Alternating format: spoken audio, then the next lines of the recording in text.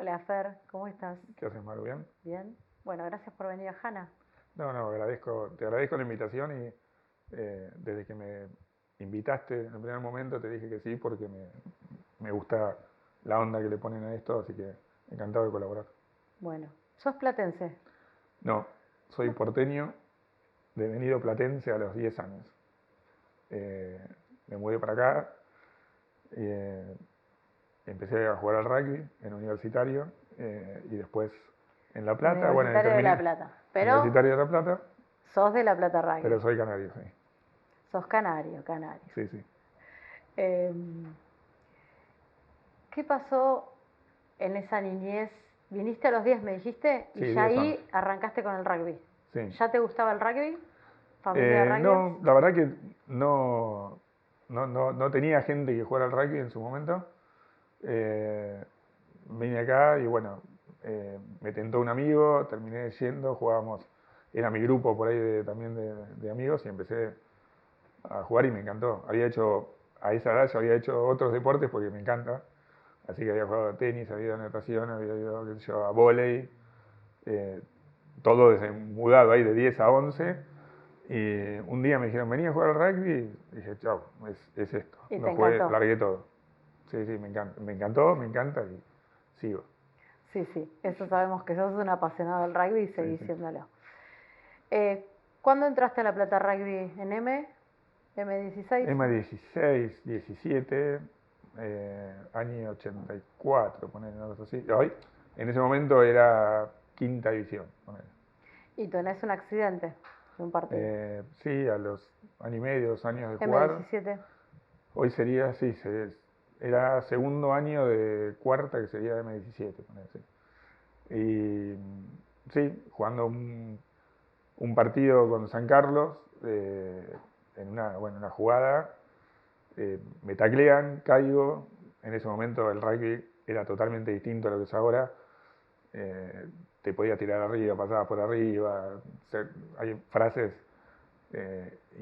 insólitas, digo, para ese momento y para este, pero que era que lo verde es pasto y todo lo que está en el piso se pisa, esas cosas. Por suerte evolucionó todo Sí, eso. sí, la verdad que sí.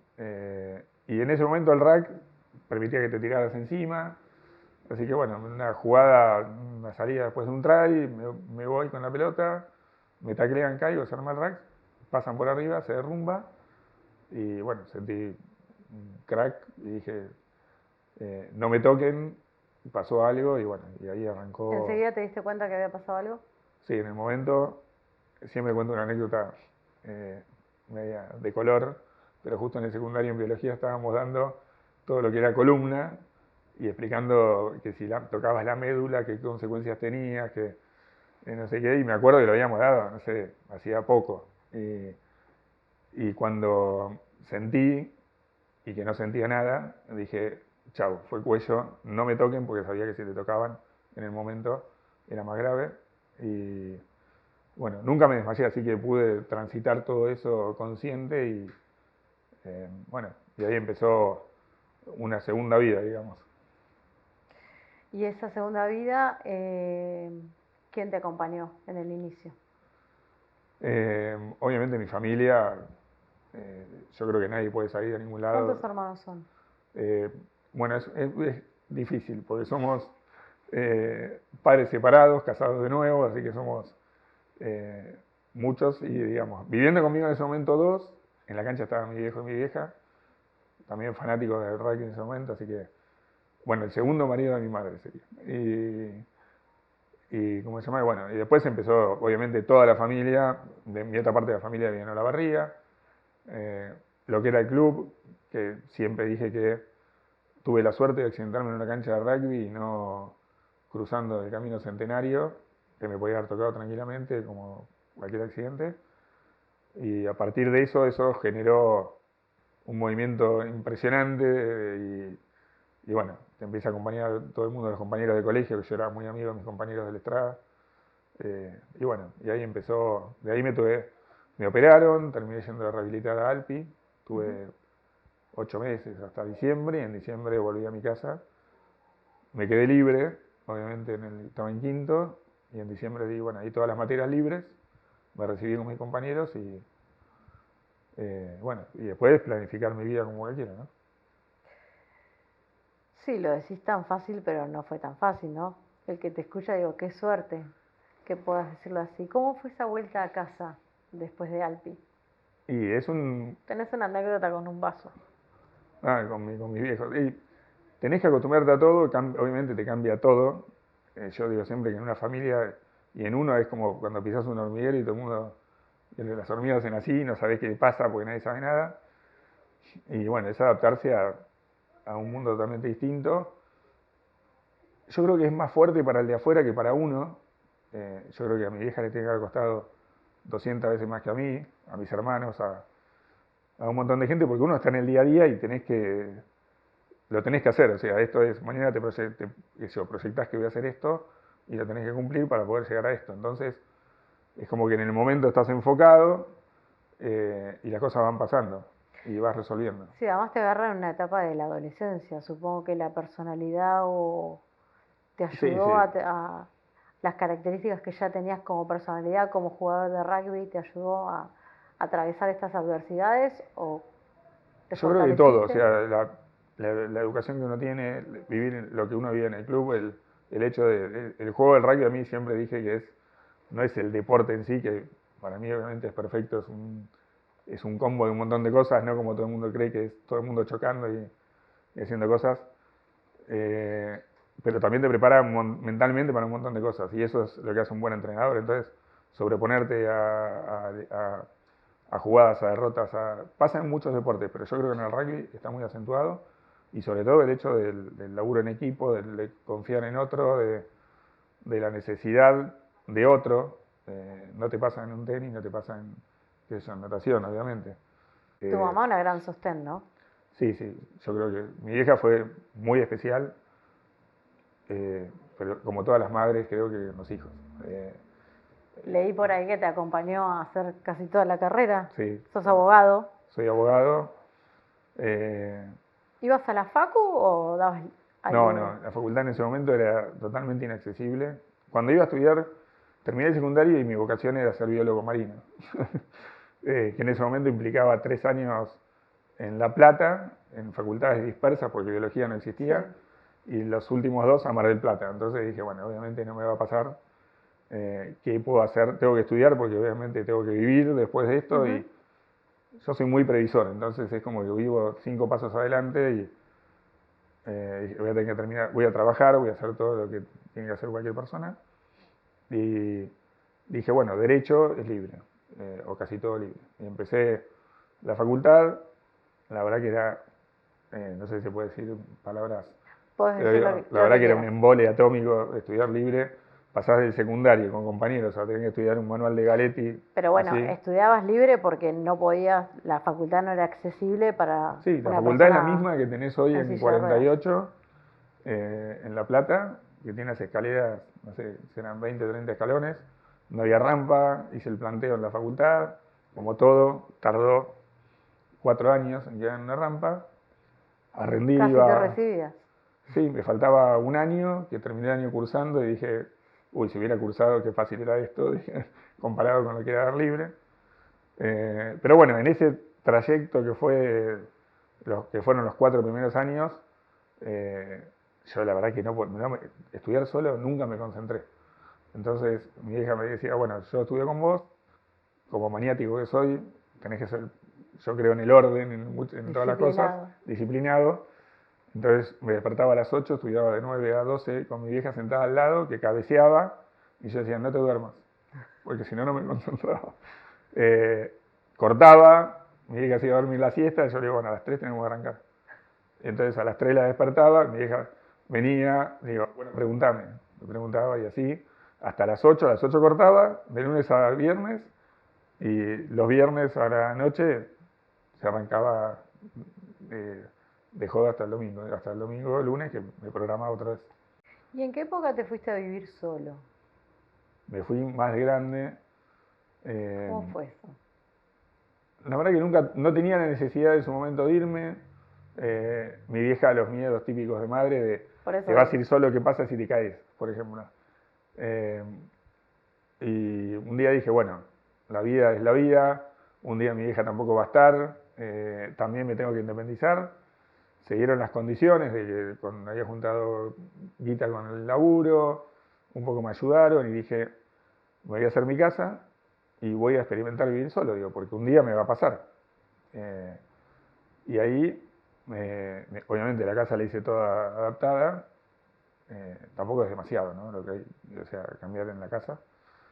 Y bueno, y empecé, le dije, si me caigo, llamo por teléfono. Tampoco es qué sé yo. demasiado, pero que tener una casa accesible te permite vivir solo. No, obviamente, tener el baño accesible implica que vos Claro. vayas y te bañes, digo, pero Exacto. digo que no es muy complejo si Sí. vos arrancás de cero y ponés puertas de 80 y un baño accesible, más de eso no necesitas.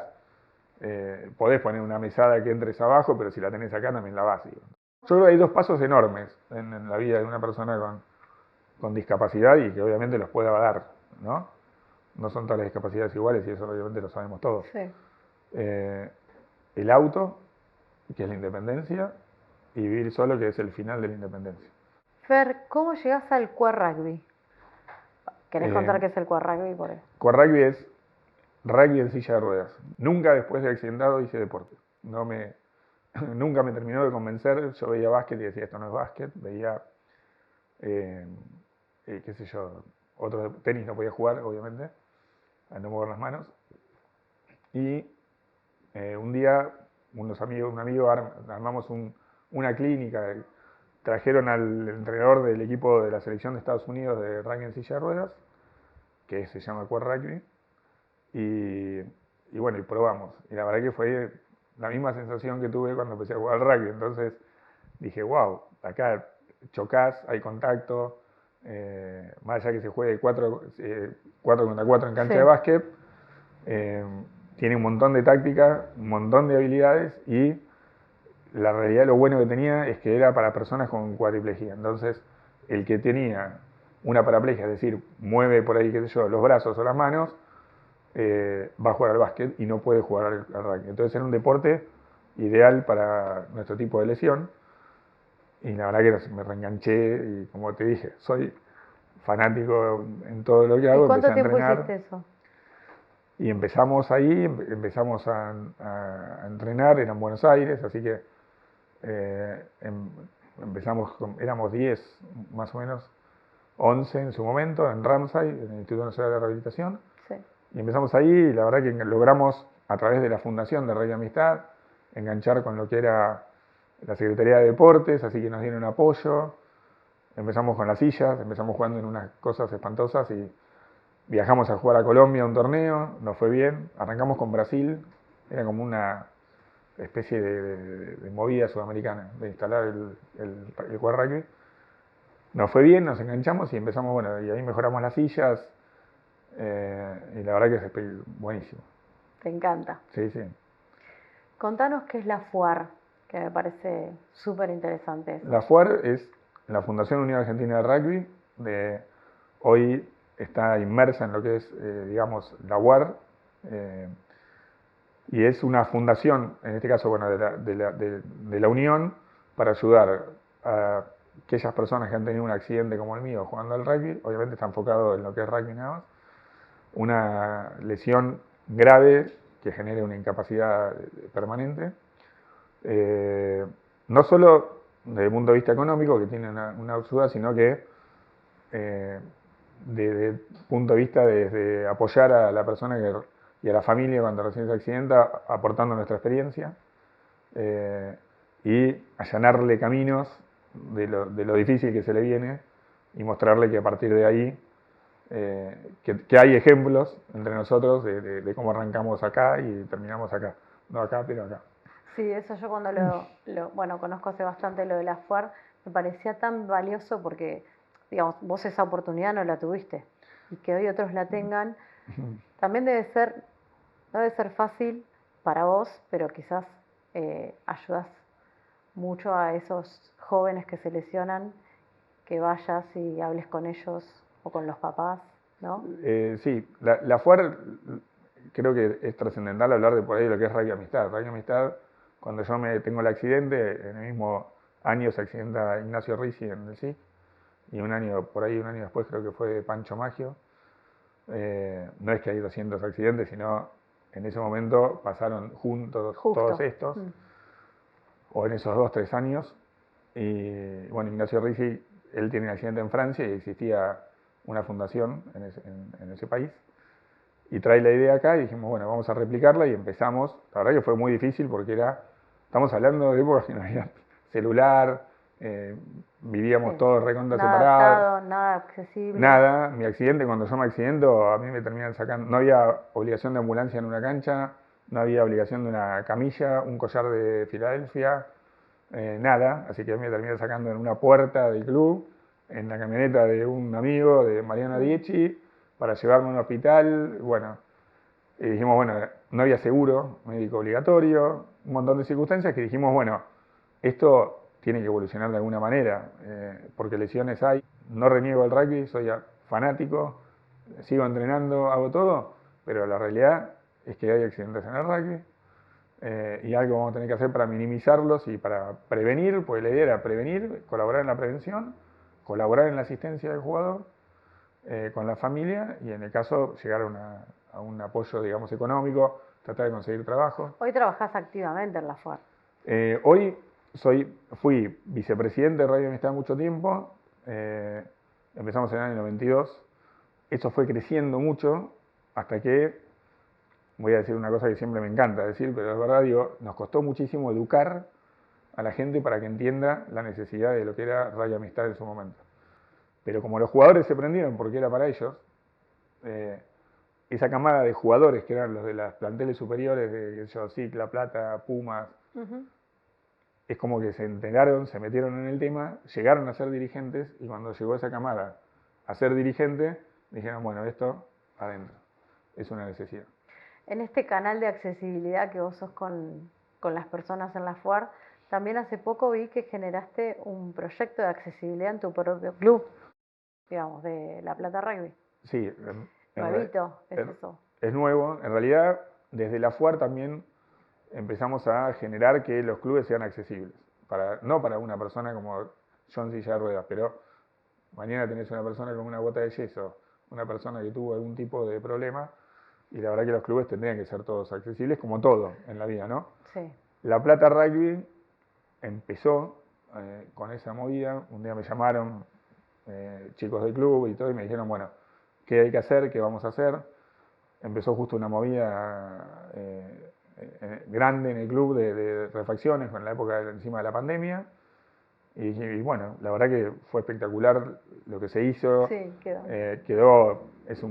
la verdad que para mí es un ejemplo como club, y eso ya por el SIC ya había adaptado cosas, y empezó también a replicarse, no por La Plata Rugby, digo, también de la FUAR se incentivó, y hoy la FUAR da como una certificación de accesibilidad a los clubes que tengan que sea un baño obviamente accesible, que puedas llegar a la cancha, que puedas entrar y salir del club. Sí, que eso debería replicarse en un montón de otros lugares, ¿no? La otra vez tuvimos una charla y me contabas, no es fácil para una persona con discapacidad cuando por ahí estás en un grupo de amigos y sale en un chat, bueno, tomamos una cerveza de la noche, vamos al cine. Este tipo de salidas no es tan fácil planificarlas para una persona con discapacidad. Uno va sobre la marcha, no es fácil porque tus amigos dicen, che, arrancamos, vamos, y vas a un boliche. Y cuando llegas al boliche te encontrás con lo que pasa, digamos, que tenés desde escaleras a todo, qué sé yo.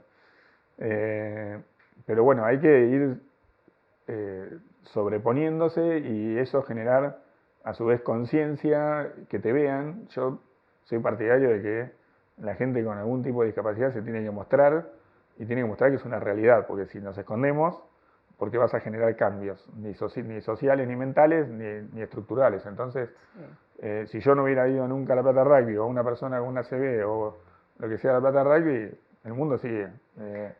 Y salir es lo mismo. Entonces, me ha pasado como juntarnos un día, qué sé yo, con mis compañeros de primaria después de muchos años, y che, juntémonos, no nos veíamos nunca, no nos habíamos visto más. Te estoy hablando de 25 años de ponerle de egresados.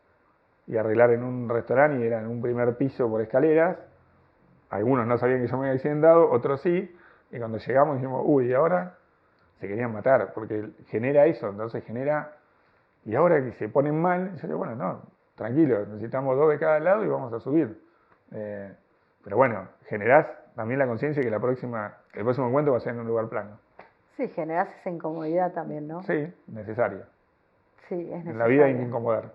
Hay que incomodar, hay que mostrarse también. Las personas con discapacidad creo que hay que mostrarse. Sí, sí. Y también esto, ¿no? Que a veces, bueno, qué suerte que tengo el certificado de discapacidad, que tengo estos beneficios, pero bueno, a veces no es el mejor complemento del certificado de discapacidad para tener una entrada gratis al cine, pero vas a un cine y al final no puedes ver la peli porque no es accesible, ¿no?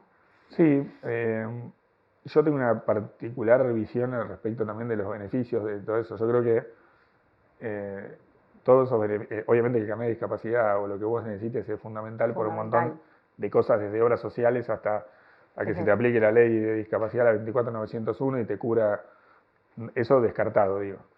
Después yo creo que también tenés que evaluar la capacidad, también es como en la sociedad, digo. El subsidio es para el que necesita un subsidio. Si yo puedo pagar una entrada en un cine, tendría que pagar la entrada, digo, y el que no, no. Y es mi posición, digo, ¿no? Pero yo creo que, bueno, hay que, como te decía hoy, incomodar, hacer que las cosas se muevan, se generen, se empujen.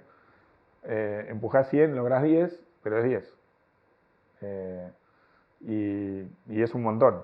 Es un montón. Es un montón. Y visto desde el lado, de nuestro lado, es mucho más montón, digamos, ¿entendés? Porque una cosita simple es mucho. Entonces, vos decís, una rampa en un lado parece, es 2 mangos con 50, ¿entendés? Un baño, yo digo un baño, todo el mundo dice, oh, tengo que hacer, hay que acomodar un baño para que venga gente en silla de ruedas. Acomodar un baño para el de la casa, el dueño o el arquitecto, parece un mundo. Más simple que un baño. Y yo lo veo, si tenés una puerta que sea de 80, no me pongas puerta de 50, una puerta de 80, saca el bidet, te ahorrás la guita del bidet, te ahorrás la guita de la bañadera y encima ahorrás plata. Lo único que tenés que dejar es el espacio que vos entres. Te puedes pasar un banquito bajo una ducha. Se acabó el baño accesible, ¿entendés? Sí, pero sí. En el mundo no lo entienden, ¿no? Quizás por desconocimiento también, ¿no? Sí, es ir. Es desconocimiento y también es como vuelvo a lo mismo, es exigir nosotros. Yo he ido a casas accesibles, te dicen. Y Sí, vas pero- y alquilás, llegás a la casa y decís, pará, sí, accesible porque llego al lavatorio, me pusiste un lavatorio especial así, que entro con las piernas abajo. A mí no me molesta hacer esto para el lavatorio, ¿no? Ahora, me pones entre no sé, el inodoro y para entrar a la ducha me pusiste un borde así para que el agua no corra. Bueno, pero también tiene que haber una persona discapacitada No que paso. exija eso, que se muestre. Sí, es una necesidad. Yo creo que es demandar dentro de la coherencia, pedir que haya, no sé, 200 habitaciones adaptadas en un hotel es un delirio, pero tiene que haberlo y el dueño tiene que cuidar que esa habitación esté disponible siempre. Bueno, pero qué difícil el tema del turismo accesible. Es muy complicado Muy y no es complicado. un tema nuestro de Argentina. En realidad, yo creo que estamos mucho mejor que en muchos otros países. Y sí, es un tema complicado, pero es desconocimiento Sí. y no sé, yo creo que es como que, viste, la mentalidad encorsetada que tiene el mundo de que, vuelvo a decirte, las adaptaciones en los lugares implican un gasto terrible, esto es un despiole, no, son simples. Agarrar una persona en silla, traerle y decir, a ver, ¿qué tengo que hacer acá? Exacto. Te voy a comentar una idea que siempre tuve, que nunca se ha logrado, que yo decía, como decimos con Radio Amistad, que yo te dije que hay que educar, Sí.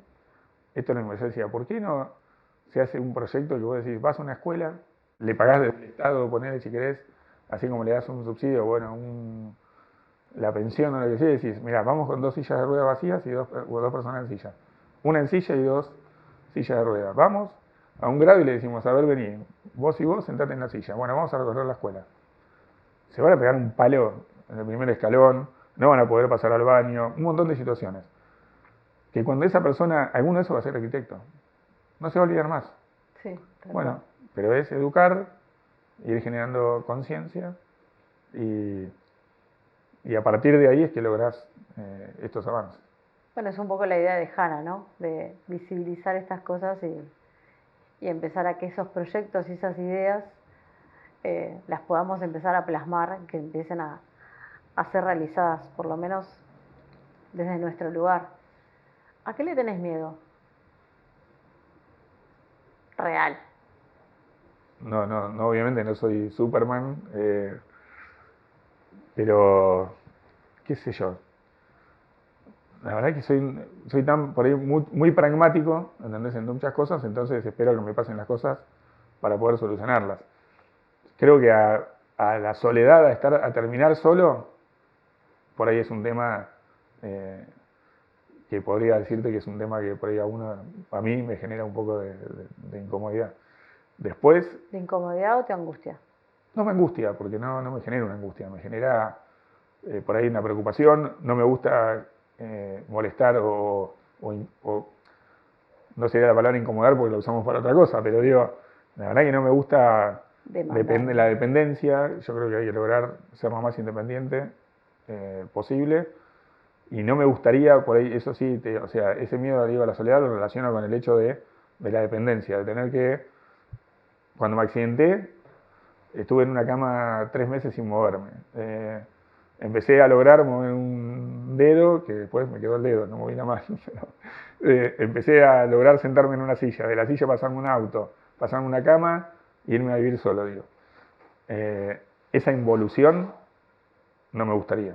¿Pero no crees que todos en algún momento vamos a depender de alguien?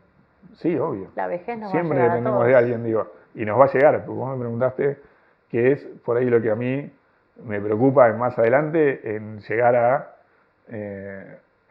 retroceder y revivir, digamos, el retroceso a la dependencia, a todo, cuando vos decís, bueno, ya hoy logré más o menos manejarme lo más independiente posible, vamos a llegar, ¿entendés? Y como el otro día hablaba con un amigo, yo decía, digo, espero llegar lo más lúcido posible para poder tomar también un día la decisión y decirme, bueno, pará, hasta acá llegué, ahora pónganme acá, ¿entendés? Y que no sea una decisión forzada para alguien. ¿Qué te enorgullece de vos?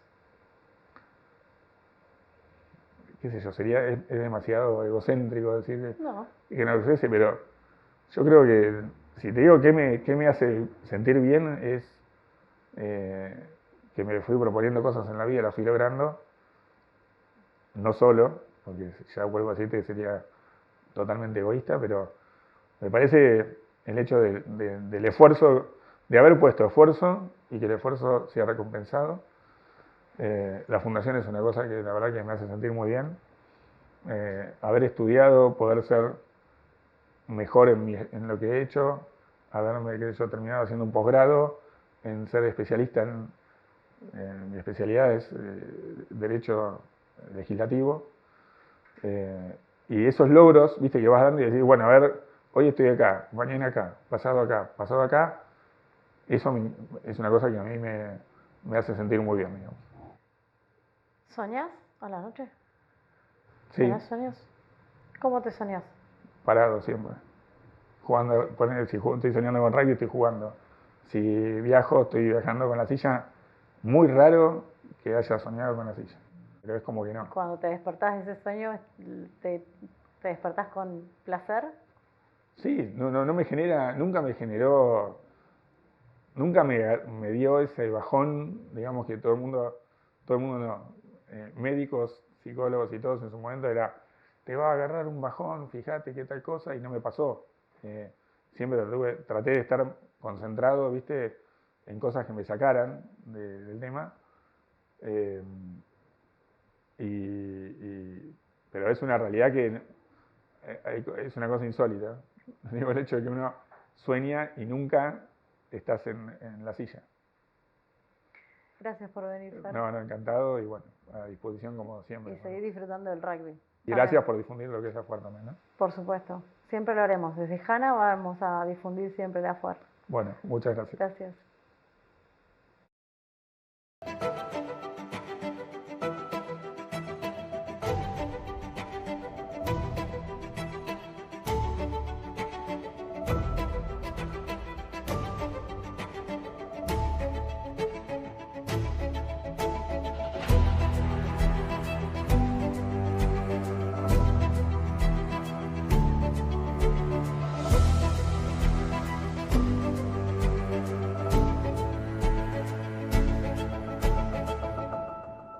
Chao.